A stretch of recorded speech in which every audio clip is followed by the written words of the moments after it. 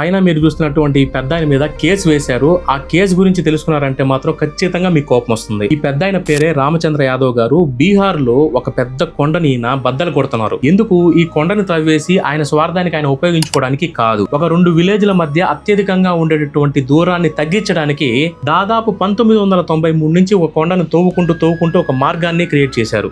93లో మొదలు పెట్టినటువంటి పని కంప్లీట్ గా 2008 వరకు కంటిన్యూగా ఆయన చేస్తూ వస్తే ఆ కొండ మధ్యలో నుంచి జనాలు నడవడం అలాగే వెహికల్స్ నడవడం మొదలు పెట్టాయి. మెల్లమెల్లగా 2015 కంతా ఆ కొండని చాలా వరకు ఆయన ఏంటంటే క్లియర్ చేస్తూనే 90% వర్క్ ని కంప్లీట్ చేసి 2 ఊర్ల ప్రజలు హ్యాపీగా అంటే చాలా షార్టెస్ట్ డిస్టెన్స్ లో ట్రావెల్ చేయాలని చెప్పి మనస్ఫూర్తిగా ఈ మంచి కార్యాన్ని ఆయన మొదలు పెట్టారు. ఇప్పటికీ కూడా ఆ కొండని ఆయన తవ్వుతూనే రోడ్డుని ఇంకా ఎక్స్పాండ్ చేస్తూనే ఉన్నారు. అయితే ఫ్రెండ్స్, మీకు తెలిసిన విషయమే, ఏదైనా లంచానికి సంబంధించిన విషయం, అక్రమంగా ఏదైనా చేయాలంటే అందరి సపోర్ట్ ఉంటుంది. కానీ ఇలాంటి మంచి పనులు అంత సామాన్యంగా జరగనీరు కాబట్టి అబ్సల్యూట్లీ ఈయన మీద కేసులు పడ్డాయి.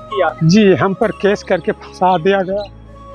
ఒక్క ప్రశ్న గవర్నమెంట్ ని అడిగితే పచ్చి బూతులు తిట్టడానికి నాయకులు రావట్లేదు, అధికారులు రావట్లేదు, ప్రజలే కామెంట్ బాక్స్ లో వచ్చేస్తున్నారు. దయచేసి అర్థం చేసుకోండి, ఇక్కడ ఏ వ్యక్తుల్ని, ఏ నాయకుల్ని, ఏ అధికారుల్ని తిడతాం అనేది కాదు. మనకు జరుగుతున్నటువంటి అన్యాయం గురించి ప్రశ్నిస్తున్నాం. గొంతు లేయకపోతే రేపు మన మీదకే వస్తుందని చెప్పి తెలుసుకోవడం నాయన.